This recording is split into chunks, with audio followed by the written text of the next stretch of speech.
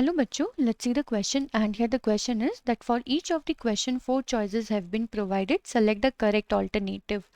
हमें यहाँ पे बच्चों क्वेश्चन के चार ऑप्शन गिवन है एंड हमें सेलेक्ट करना है करेक्ट ऑल्टरनेटिव. क्वेश्चन है that which of the following hydrocarbon can decolourise the alkyne potassium पर मैग्नेट सोल्यूशन. सो ऑप्शन है ए C2H6, बी C3H8, सी C5H12, डी C3H6. तो चलिए बच्चों करते हैं इस क्वेश्चन को and first of all let's see the key concept for this question. तो यहाँ पे बात हो रही है डीकलराइजेशन ऑफ एल्काइन पोटेशियम पर मैग्नेट. तो जो ये बच्चों डीकलराइजेशन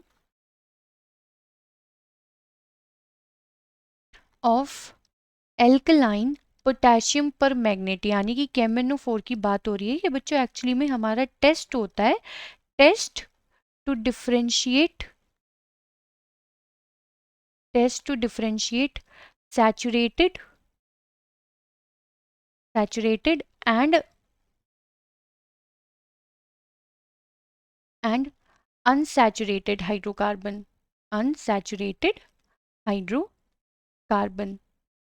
सो एक्चुअली में बच्चों होता क्या है कि अगर हमारे पास दिस एल्काइन पोटेशियम परमैंगनेट होता है तो इसका कलर होता है पिंक.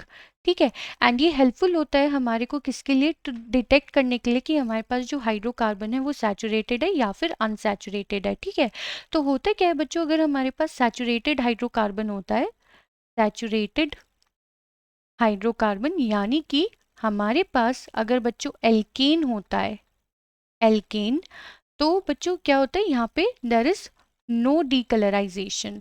क्यों? क्योंकि बच्चों डीकलराइजेशन तभी होगा जब हमारे पास अनसैचुरेटेड कंपाउंड होगा. उसमें होता क्या है बच्चों, जब हमारा अनसैचुरेटेड हाइड्रोकार्बन होता है तो जो हमारा KMnO4 है बच्चों वो हमारा रिड्यूस होके क्या फॉर्म कर देता है, MnSO4. ठीक है, जिसकी वजह से इसका जो पिंक कलर है वो डीकलराइज हो जाता है.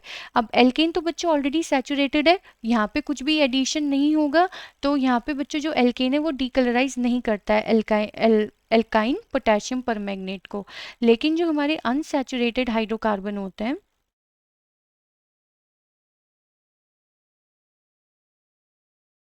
वो क्या करते हैं बच्चों, लाइक एल्कीन एंड एल्काइन यानी कि double bond and triple bond वाले, वो क्या कर देते हैं, वो डीकलराइज कर देते हैं, डीकलराइजेस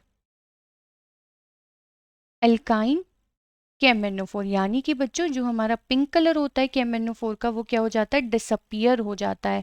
क्यों? क्योंकि बच्चों जो हमारा ये KMnO4 है ये रिड्यूस होके किस में चेंज हो जाता है, MnSO4 में. यहाँ पे जो ऑक्सीडेशन स्टेट होती है Mn की वो होती है +7, यहाँ पे ऑक्सीडेशन स्टेट होती है +2. तो रिडक्शन होने की वजह से इसका पिंक कलर क्या हो जाता है बच्चों, डिसअपियर हो जाता है. ठीक है, तो यानी कि अगर हम इन ऑप्शन ABCD में से चेक करें कि कौन सा अनसैचुरेटेड हाइड्रोकार्बन है तो हमें हमारा आंसर मिल जाएगा.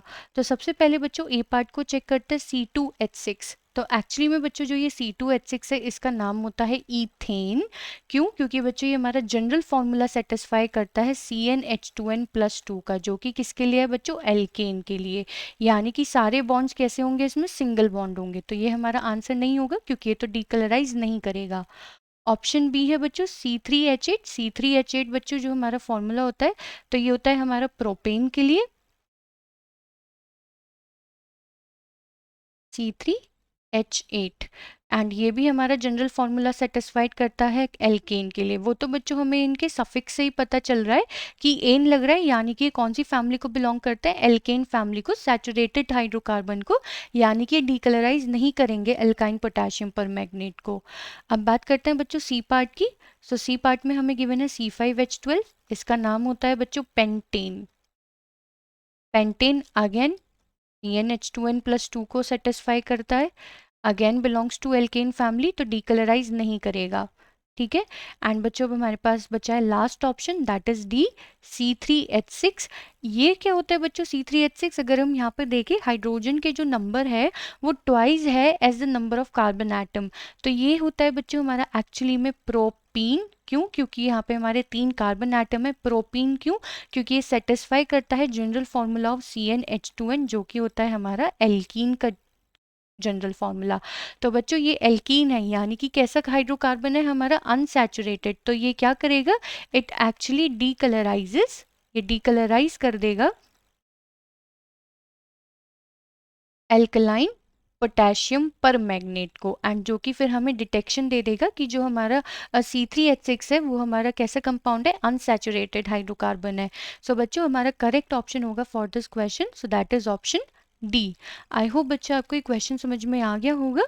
Thank you.